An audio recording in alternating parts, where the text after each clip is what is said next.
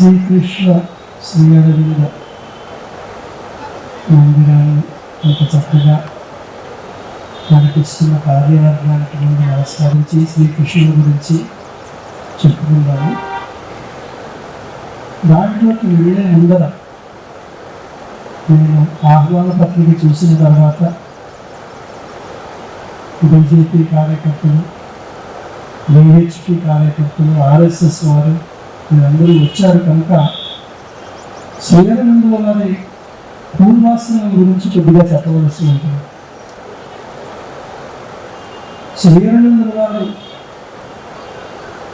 పూర్తిగా యోగ సాధనకు పాండిచేరి వెళ్ళే ముందర వారు 15 ఏళ్ల పాటు దేశం గురించి, దేశ స్వాతంత్ర్యం గురించి ఎంతో ఆలోచించి తప్పించిన మహానుభావులు. అప్పటి భారత మాత అనే కాన్సెప్ట్ కూడా మనకి పూర్తిగా లేదు.